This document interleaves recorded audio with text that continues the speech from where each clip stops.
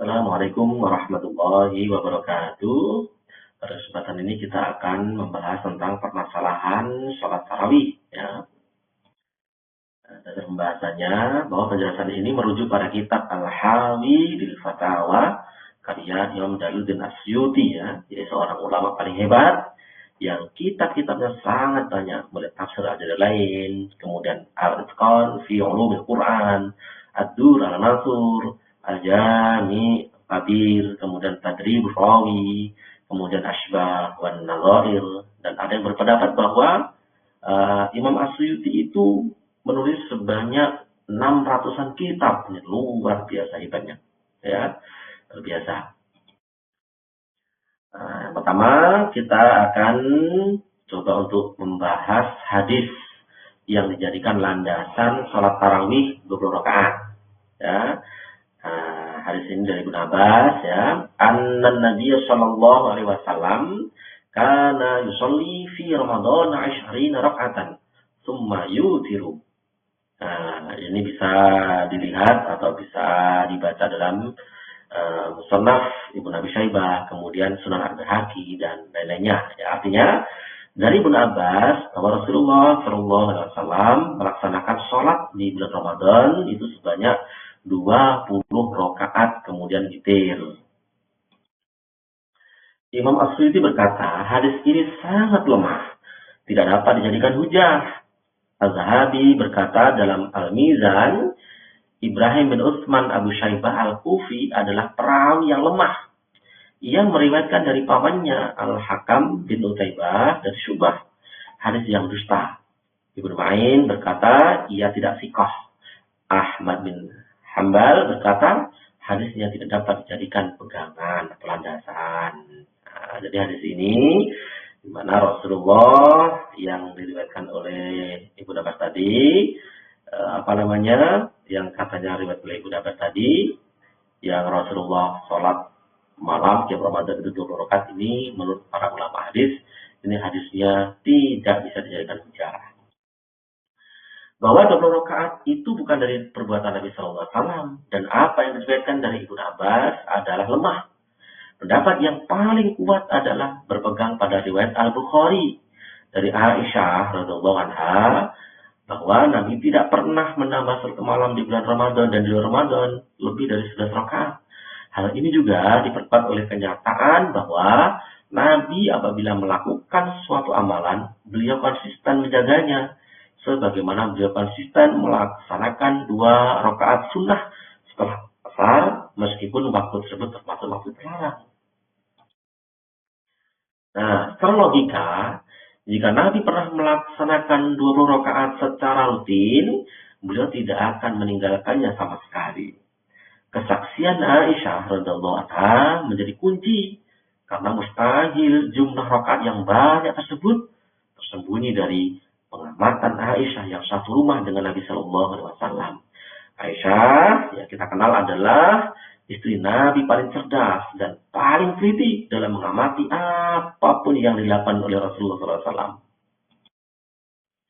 Nah, kesimpulan awalnya, ini belum semuanya, kesimpulan awalnya, hadis sholat tarawih 20 rakaat yang dilakukan Nabi itu tidak memenuhi syarat sebagai dasar hukum atau tidak bisa dijadikan hujah.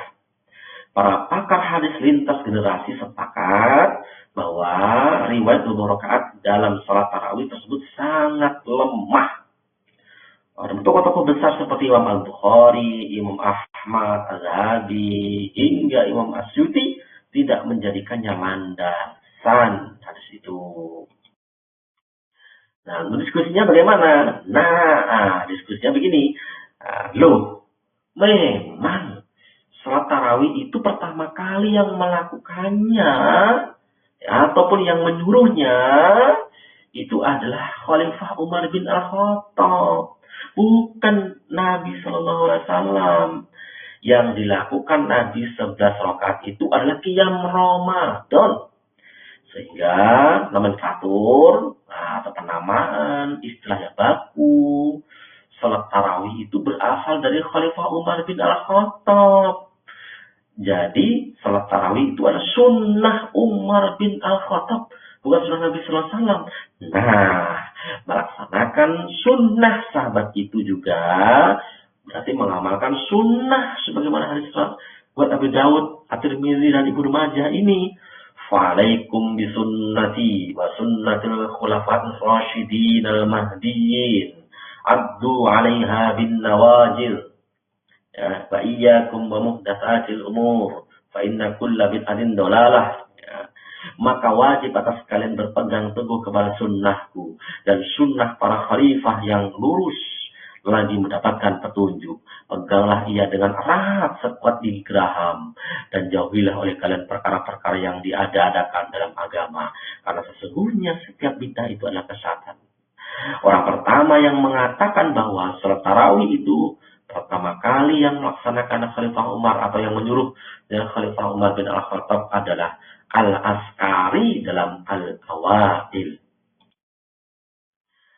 Nah, dari Sa'id bin Yazid radhiyallahu anhu yang berkata, pada masa Umar bin Al-Khattab, mereka melaksanakan salat tarawih di bulan Ramadan sebanyak 20 rakaat.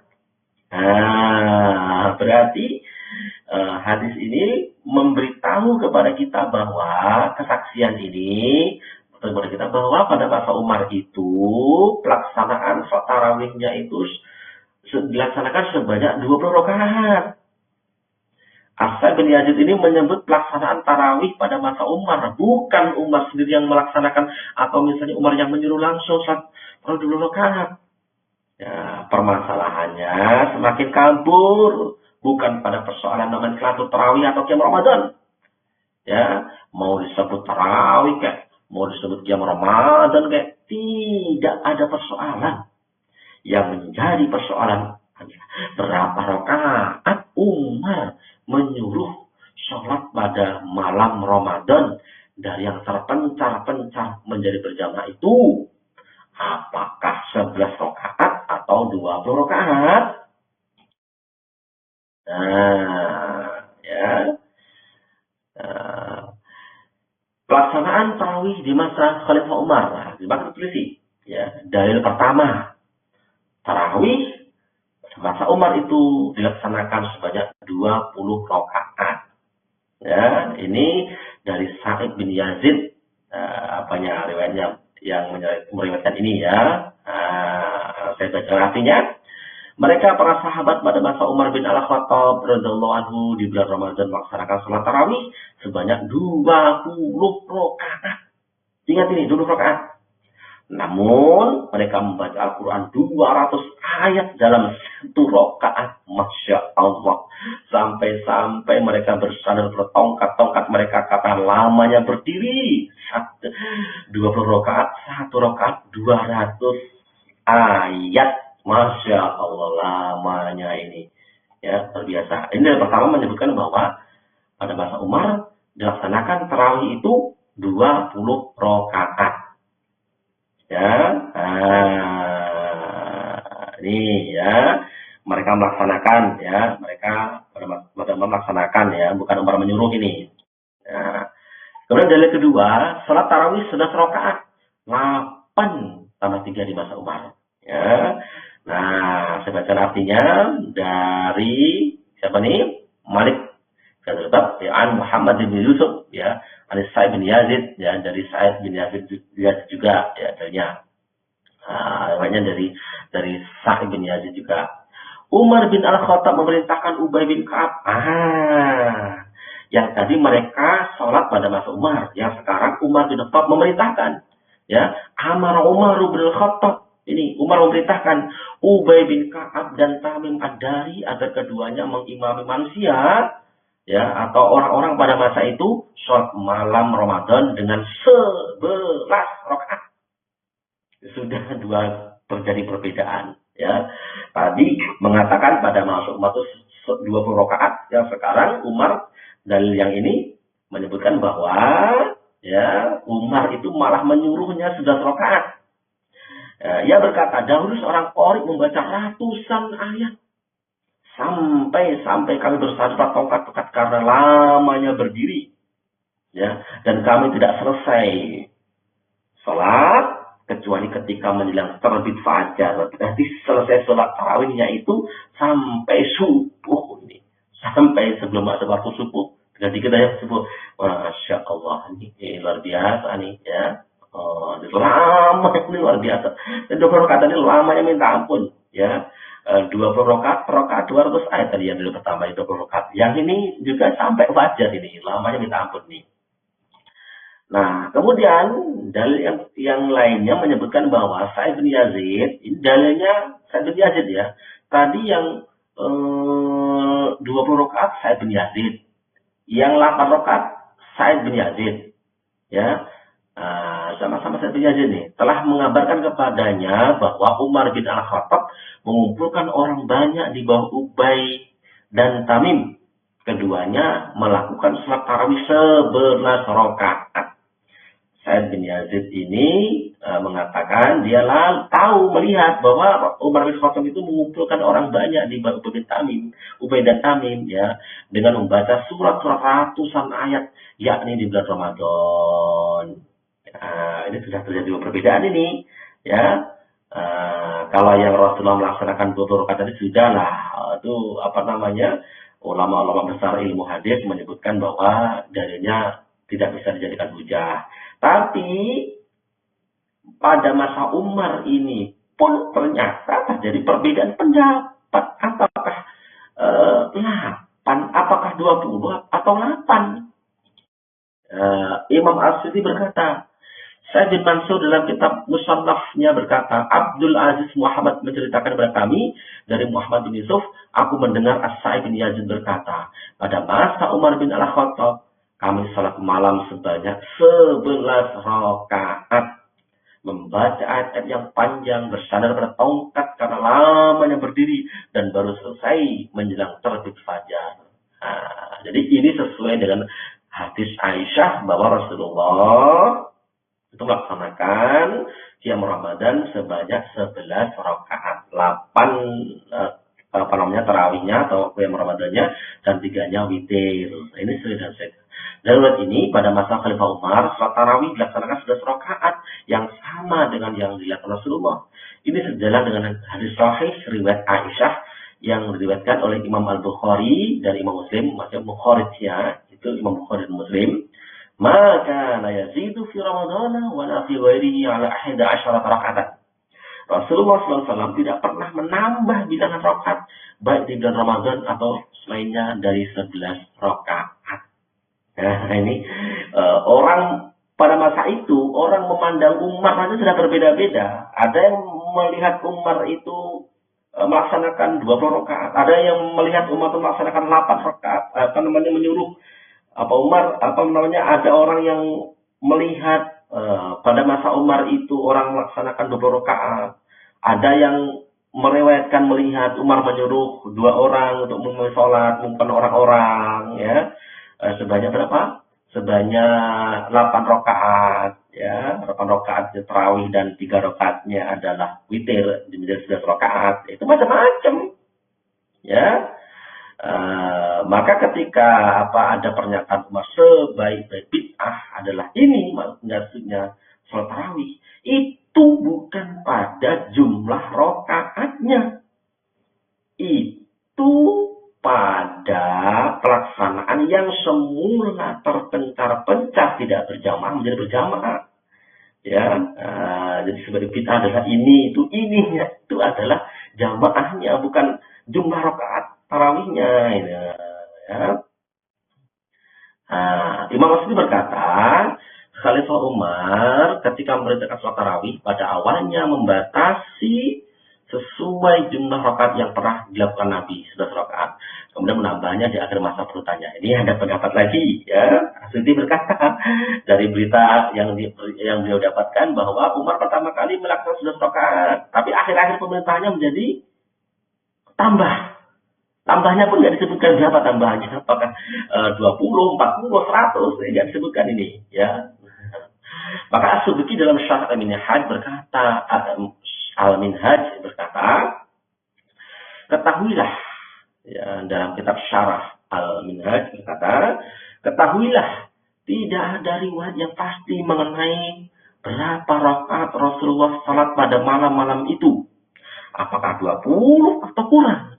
Pendapat mazhab kami, tarawih 20 rakaat berdasarkan riwayat Al-Baihaqi dan lainnya dengan syarat sahih dari As-Sa'ib bin Yazid, ya, seorang sahabat Nabi, ya. Kami salat malam pada masa Umar radhiyallahu anhu sebanyak 20 rakaat ditambah witir. Ya. Tapi menurut As-Subki lagi, tetapi dalam Al-Muwatta dan juga dalam Musnad Sa'id bin Mansur dengan syarat yang sangat-sangat sahih yang dalam bahasa Arabnya disebutkan ghayah sihah, ya, atau ghayatus sihah yang sangat-sangat sahih gitu ya, dari As-Sa'ib bin Yazid, ya, yaitu pelaksanaannya adalah 11 rakaat. Jadi pelaksanaan tarawih pada masa Umar bukan 20 rakaat tetapi 11 rakaat. Dan ini kita bisa lihat dalam kitab Al-Ijtihad fi Syarh Minhaj, ya, halaman 704. Nah, tadi As-Subki mengatakan yang 20 tadi sahih. Tapi ketika dia melihat dalam Al-Muwatta dan Musannaf Sa'id bin Mansur, dia katakan yang 11 pada masa Umar itu sangat-sangat sahih. Gitu kan? Ini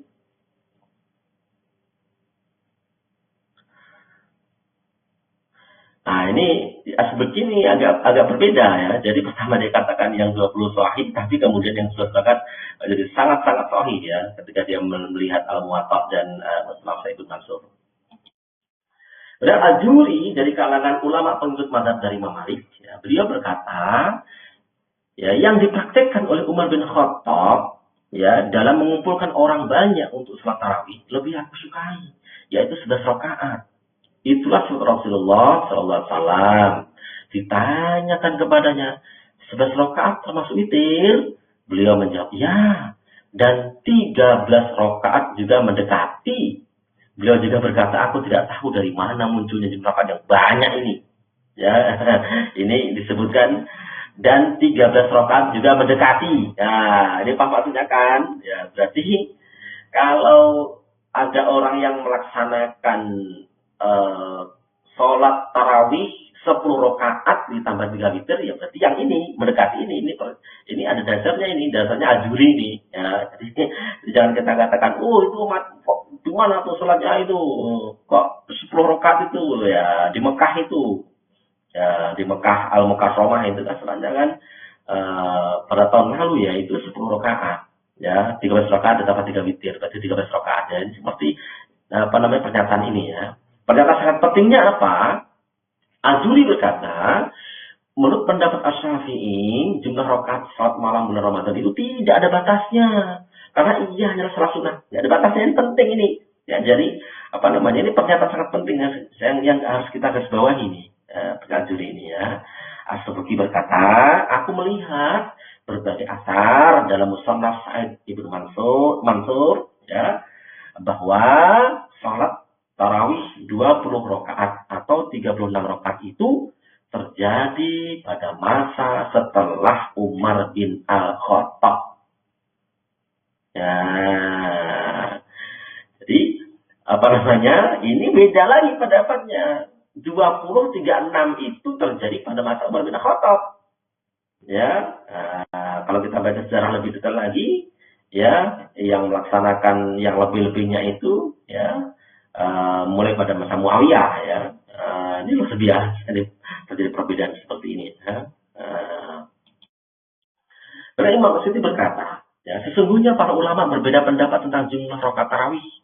Jika memang jumlahnya telah tetap dari perbuatan Nabi, tentu tidak akan terjadi perbedaan. Riwayat-riwayat yang berbeda tentang jumlah witir dan selain witir dari Al-Aswad bin Yazid menunjukkan bahwa beliau sholat 40 rakaat selain witir. Sesungguhnya jumlah rakaat di Madinah adalah 36 rakaat. Ya, ini dia menyerupai amalan penduduk Mekah. Ya, karena penduduk Mekah melakukan tawaf di antara setiap 2 tarwihah. Lalu sholat 2 rakaat dan tidak melakukan tawaf setelah tarwihah kelima. Maka penduduk Madinah menyamakan diri dengan mereka, sehingga menjadikan 4 rakaat sebagai pengganti setiap tawaf. Seandainya jumlah rakaat tersebut telah ditetapkan secara tegas oleh Nas, tentu tidak boleh ditambah bagi penduduk Madinah. Generasi awal dan penduduk Madinah adalah orang-orang yang paling warok, orang yang paling berhati-hati dengan agama. Ya, nah, jadi ini ya beda lagi nih. Ini beda lagi, bedanya apa? Ini 40 rakaat yang ini. Ya, nggak mungkin orang Madinah yang warok itu, yang sangat berhati-hati dengan agama, sangat kencang dengan agama, itu kemudian menyelisih Nas, menyelisih sunnah Rasulullah, nggak mungkin. Nah, jadi kalau mau melaksanakan tarawih 4 rakaat ya silahkan. Ini ada dasarnya, ya, amalan penduduk Madinah ini. Ya, jadi ini bisa terjadi banyak pendapat ya. Nah, Imam As-Suyuti berkata, perbedaan pendapat dalam hal ini, jumlah rakaat tarawih disebabkan karena ia termasuk sholat sunnah. Siapa yang ingin mengerjakan ringan, boleh mengerjakan sedikit rakaat. Dan siapa yang ingin mengerjakan berat, boleh mengerjakan banyak rakaat. Jadi terserah saja, mau berapapun. Ya, terserah saja. Ya, kata As-Suyuti seperti itu. Nah, info tambahan. Ya, jadi yang membahas ini adalah bukan orang sembarangan. Ya, jadi ulama besar yang namanya Imam As-Suyuti, ya. Jadi yang bahas ini Imam As-Suyuti, ya, bukan ulama kaleng-kaleng gitu ya. Imam As-Suyuti adalah seorang ulama besar Sunni Asy'ari yang menganut mazhab Asy-Syafi'i dalam fikih dan ushul fikih. Beliau diakui sebagai otoritas tertinggi mazhab Asy-Syafi'i pada zamannya, dan meskipun memiliki kemampuan ijtihad mutlak luar biasa, sudah memiliki kemampuan ijtihad mutlak, beliau tetap berpegang pada metode Imam Asy-Syafi'i. Ya, ini membuktikan bahwa penelitian Imam As-Suyuti tentang sholat tarawih dalam kitab Al-Hawil Fatawa ini adalah penelitian yang mendalam, sesuai kapasitasnya sebagai ulama yang besar, ya, sangat besar ya. Tentu saja tidak ada hubungannya dengan ormas, karena beliau wafat pada tahun 911 Hijriah atau 1505 Masehi. Jauh hari sebelum lahirnya ormas Islam. Nah, ini nggak ada kaitannya dengan ormas ini ya. Nah, jadi ini penelitian oleh Imam As-Suyuti tidak ada kaitan dengan ormas ini. Ya, jadi beliau memotret perdebatan sholat tarawih itu pada masa Umar, ya, sebelum Umar dipotret, pada masa Umar dipotretnya dan sebagainya. Ini luar biasa. Ya, kesimpulannya apa? Sholat tarawih adalah sholat sunnah pada malam bulan Ramadan yang tidak terbatas jumlah rakaatnya. Mau mengerjakan sholat tarawih 8 rakaat, yaitu ikut ulama, ya. Tadi kan sudah disebutkan dalilnya yang 8 yang seperti apa, ya. Mau mengerjakan sholat tarawih 20 rakaat, ikut ulama, ya. 8 kayak 20 kayak semuanya ikut ulama. Mau mengerjakan sholat tarawih 40 rakaat, ya ikut ulama, itu dalilnya tadi. Mau mengerjakan sholat tarawih 10 rakaat seperti di Mekah saat ini, itu juga ikut ulama. Ya, mau mengerjakan 2 rakaat karena sangat lelah dan sibuk, itu juga ikut ulama. Ya, siangnya manen sawit, ya, siangnya bagi security, ya, mengamankan mahasiswa yang sedang berdemo pada bulan puasa, misalnya dia kecapean sebagainya, dia katakan, aku capek betul, aku pengen sholat tarawih 2 rakaat saja lah, ya silahkan. Atau misalnya yang mengerjakan 2 rakaat karena berada di negeri lingkar Arktik seperti Norwegia, Finlandia, Greenland, Islandia, Swedia, yang waktu malamnya hanya 1 jam. Ya, itu juga ulama kan tidak terbatas sholat tarawih itu. Ya, bayangkan 1 jam digunakan untuk berbuka, sholat maghrib, sholat tarawih, sahur, sholat isya, ya, ini 1 jam ya, enggak. Kalau dikerjakan lama-lama ya nggak mungkin. Ya, inilah luar biasa ternyata dengan kita mengetahui terjadi perdebatan para ulama mengenai rakaat tarawih ini ternyata luar biasa, menyesuaikan saja ternyata, ya. Nah, ini mau mengerjakan 1000 rakaat karena masih sehat, segar bugar, sambil olahraga dan tidak memiliki kegiatan apapun selain sholat, ya itu juga ulama kan tidak terbatas rakaatnya. Ya, kita disebutkan kan, disebutkan bahwa pada masa setelah Umar itu sholatnya berapa kan disebutkan dari itu. Umar berapa, Umar berapa, kan itu kan terserah saja ya, tergantung keikhlasan kita ya. Jadi misalnya bagi orang yang tidak punya kegiatan sama sekali, ya dia masih segar bukar, tidak punya kegiatan, sudah cukup hartanya, dia tinggal menikmati hidup saja. Dia ingin pokoknya aku kencang di bulan Ramadan ini, pokoknya 1000 rakaat saja aku lakukan. Wah, silakan saja, ya kalau dia masih kuat, ya, sampai subuh pun nggak apa-apa ya. Jadi terserah ini mau berapa yang ingin dilaksanakan saat tarawih ini. Nah, yang sangat repot ya, karena ibadah menjadi identitas ormas, ya, bukan atas dasar ilmu, keikhlasan dan hati yang bersih. Padahal Allah itu sedang menyuruh kepada kita, wa ma umiru illa liya'budullaha mukhlishina lahuddin. Ya, dan tidak disuruh ya kecuali kita itu supaya menyembah Allah dengan ikhlas, hati yang bersih dengan ilmu, ya, ikhlas, hati yang bersih dengan ilmu, ya. Itu ikhlas artinya adalah hubungan dia dengan Allah itu hubungan yang sangat tentram, sangat tumakninah, sangat khusyuk, ya, dan sangat intim, ya. Ini ikhlas nih, dia tidak mengharap apapun kecuali ridhonya Allah. Ini ikhlas ini. Ini kemudian yauma la yanfa'u malun wala banun illa man atallaha biqalbin salim, ya. Jadi ketika kita nanti menghadap Allah itu tidak ada gunanya apapun di dunia ini. Sebagaimana kita takbir, ya, namanya takbir itu ihram, membesarkan Allah, ya, sekaligus mengharamkan apa-apa yang ada tafsir dunia ini kecuali hati kita bersih, kecuali hanya Allah saja yang ada dalam diri kita, ya. Maka biqalbin salim ini hati yang bersih, hati yang tidak ada iri dengki, hati yang tidak ada kemasukan perkara-perkara remeh tentang dunia, ya, hati yang jernih, ya, hati yang ikhlas, ini qalbin salim. Maka kalau kita beribadah kepada Allah, itu landasannya adalah ilmu, ikhlas dan hati bersih. Ya, tidak ada kaitannya dengan ormas ini ibadah seperti ini. Yang kacau itu apa? Yang menyetikma seperti ini. Ini ya sudah disebutkan dalilnya, ibadah kita dasarnya ikhlas, ya, ilmu, hati yang bersih. Tapi kemudian yang kacau adalah menyetikma. Misalnya yang tarawih 8 rakaat itu berarti Muhammadiyah dan Salafi. Kemudian yang tarawih 10 rakaat berarti NU dan Jamaah Tabligh. Yang tarawih 10 rakaat berarti Wahabi dan di Masjidil Haram. Sudah main-main stigma ini. Ya, sudah menjadi identitas. Ya, stigma-stigmanan ini. Ya, jadi kacau ini, ya. Padahal ormas-ormas itu kapan munculnya? Sedangkan ulama yang berpendapat macam-macam rakaat tarawih itu pada masa kapan?